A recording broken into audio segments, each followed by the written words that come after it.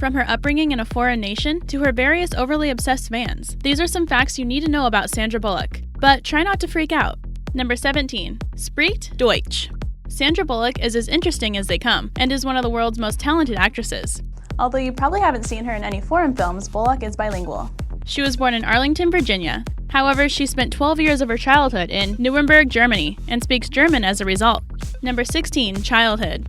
As we previously mentioned, Sandra spent many of her childhood years in Germany. The reason for that was because of her father, John W. Bullock, was employed in the United States Army. He was stationed in Nuremberg and managed the Army's military postal service in Europe. During his time there, he met Sandra's mother, Helga Mathilde Meyer. Her mom was an opera singer who also taught voice lessons, and Sandra generally stayed with her aunt and cousin while Helga was touring. She studied the vocal arts as well as ballet, and even took small parts in her mom's opera performances. Bullock also sang in an operatic children's choir. Later on, when they moved back to Virginia, she went to Washington Lee High School. Sandra was involved in school activities, including cheerleading and theater. She received her diploma in 1982 and went to college at East Carolina University in North Carolina. Sandra graduated with her Bachelor of Fine Arts degree in drama. During her time at university, she took part in several plays, including Three Sisters and Peter Pan. After getting her degree, she moved to New York City and worked as a cocktail waitress, bartender, and coat checker to support herself while auditioning for various roles.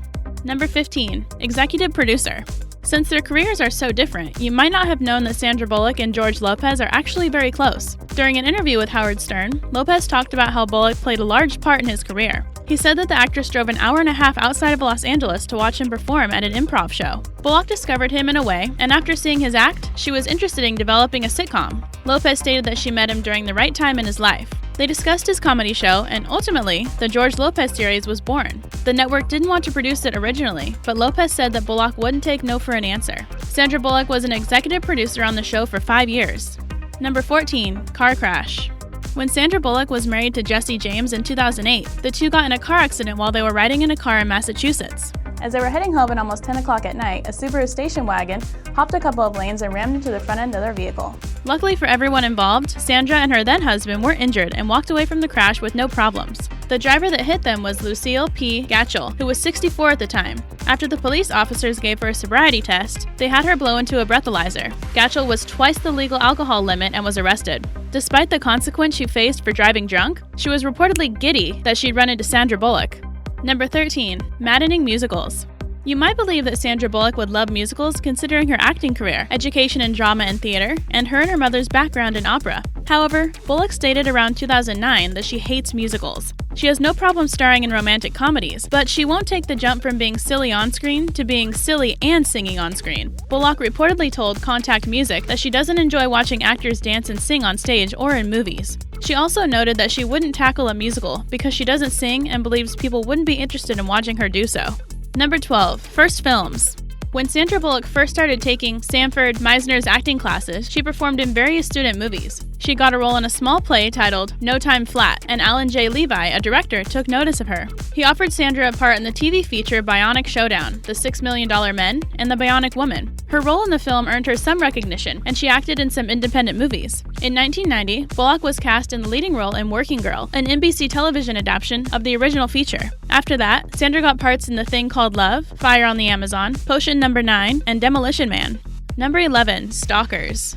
Like many well-loved celebrities, Sandra Bullock has had to face her fair share of over-the-top fans, aka stalkers. The first one was Thomas James Weldon. As of 2010, the man had reportedly been stalking Bullock for 7 years. She got a temporary restraining order that year because Weldon had been in trouble several times concerning his obsession with Sandra. The first time she got an order against him was in 2003, but it was only valid until 2009. Weldon's obsession with her is due to his struggles with a mental illness, as he believed he had been telepathically communicating with Sandra. However, the star stalker didn't end with Weldon. Bullock was also stalked by a woman named Marcia Diana Valentine, but things were more violent than they had been with the previous one. In 2007, she showed up at Sandra and then husband Jesse James's home. When Bullock asked Valentine to leave, she jumped in her car and tried to reverse over Jesse. Police reported that she tried to run him over 3 to 4 times. Luckily, she didn't succeed. In 2014, Bullock dealt with another obsessed fan named Joshua James Corbett. He was put on probation that year for stalking her. The Los Angeles Police Department attempted to give him a warrant, but he barricaded himself in his home.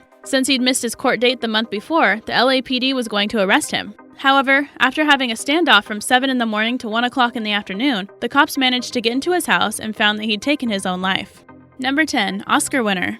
Sandra Bullock is much more than just a pretty face. She is a talented actress with the awards to prove it. It takes a lot to win an Oscar, but Bullock did just that in 2010. She had the starring role of Leanne Toohey in the film The Blind Side in 2009. The movie is based on the real-life story of a homeless boy named Michael Orr that made it into the National Football League with the help from a caring woman and her family. The drama came out at the number 2 spot in theaters, falling just behind New Moon, which millions of teenage girls flocked to the movie theaters to see. The Blind Side made more than $309 million and became Bullock's highest-grossing film in the United States. She won an Academy Award, Golden Globe, Critics' Choice Award, MTV Generation Award, Screen Actors Guild Award, and Teen Choice Award for her portrayal. Number 9. Best and Worst Actress. It seems that everything in life is equaled out by something else, whether it be positive or negative. I mean, according to Newton's third law, for every action, there is an equal and opposite reaction. So although Sandra won the Oscar for Best Actress in 2010, she got a kick in the pants for her part as Mary Horowitz in the romantic comedy All About Steve, in which she starred alongside Bradley Cooper. Bullock was nominated for a Razzie in 2010 and attended the Golden Raspberry Awards ceremony that year. She pulled a red wagon filled with DVD copies of All About Steve and gladly accepted her trophy for Worst Actress. Sandra and Cooper also won the Razzie for Worst Movie Couple. Number 8. Love Life. Like many famous people, Sandra's romantic life has been a bit all over the place since finding love in the limelight can prove difficult. While filming the 1992 flick Love Potion No. 9, she met and eventually got engaged to Tate Donovan. They were together for 3 years. Bullock also dated Matthew McConaughey and Ryan Gosling for a while. As we previously mentioned, Sandra tied the knot with Jesse James in 2005. However, in 2010, news of James's various affairs came to light. He gave Bullock a public apology and asked for forgiveness, but they were officially divorced a few months later. Since 2015, the actress has been in a relationship with Brian Randall, a photographer and former model. Number 7. Breakthrough.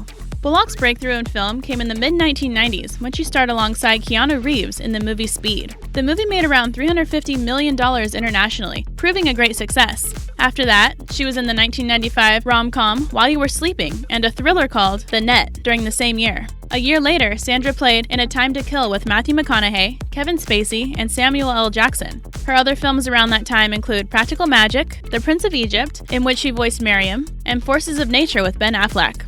Number 6. Christmas Makeover. One thing Sandra Bullock loves, like millions of others, is Christmas. After filming Bird Box, Bullock interviewed with Hoda Kotb on Today. She said that she and her family always go overboard with Christmas stuff, like decorations, presents, so on and so forth. She said that she always overdoes it, panics, overdoes it even more, and then everyone has done too much at that point. So Sandra decided to stop. She noted that the reason she wanted to tone down Christmas in her house is because so many people in the world don't have anything. Sandra told her kids that they should make the holiday about other people instead of themselves. Her children were completely on board with the idea, and now she only gives 3 small gifts during Christmas. Number 5. Anti-Instagram. For years, Sandra Bullock has stayed away from social media. Like many people who try to avoid drama and technological obsession, she thought it would be best to abstain from the applications completely. She even said during an interview that she might go on wine-fueled rants, and nobody wants that. Or do we? But she also claimed that the main reason she doesn't have social media accounts was because she's lazy. However, she assured everyone that she's still in touch despite her lack of internet identities. Number 4. More movies. From 2009 to the present, Bullock has worked on several more films that have gained her more recognition in the industry. In 2011, she starred with Tom Hanks in Extremely Loud and Incredibly Close, which was nominated for several awards. A couple of years later, she acted alongside Melissa McCarthy in The Heat, a comedy in which she plays an FBI special agent. That same year, Sandra played Ryan Stone in Gravity with George Clooney as Matt Kowalski. The film was a great success and received a standing ovation during the 70th Venice Film Festival, where it premiered. Number 3. Crash Landing. Sandra has faced a few interesting obstacles throughout her life, and she's been very lucky considering the severity of what could have happened. Back in 2000, the star was flying to Jackson Hole, Wyoming, with her then-boyfriend, Bob Schneider. When the aircraft tried to land, the nose wheel broke off, and they crashed into a snowbank. Sandra, Schneider, and the crew members refused to get medical attention at the crash site, and Bullock went on with her ski trip like nothing happened. Number 2. Best Bistro. Sandra Bullock is an actress and producer, but did you know that she was also in the restaurant biz? Back in 2006, she opened a dining establishment called Best Bistro in Austin, Texas. The restaurant originally served French food, but there were several chef changes during the time it was open. Best Bistro remained open until September 2015. And now for our number 1. Don't forget to subscribe.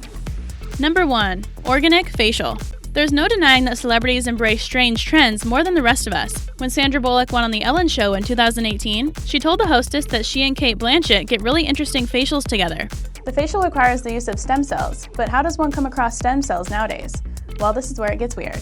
They are harvested from discarded bits of skin that are taken from newborn male babies in Korea. Do you get where we're going with this? But despite its strange and somewhat gross origin, the facial is supposed to work wonders. It helps improve skin tone and texture and rejuvenates the epidermis. The serum made with stem cells is said to generate elastin and collagen, making celebs look younger. However, don't freak out too much yet. The serum doesn't contain cells taken directly from the discarded skin. First, they clone it to make brand new cells, keeping Bullock and Blanchett looking as smooth as a baby's bottom. Today's featured comment comes from Doretha on our Jussie Smollett and the Empire Cast Secrets video. Thanks for your comment, Doretha. Don't forget to leave your thoughts below, and we might feature you in a future video. Hope you enjoyed the video. Don't forget to like, comment, and subscribe, and I'll see you in the next video.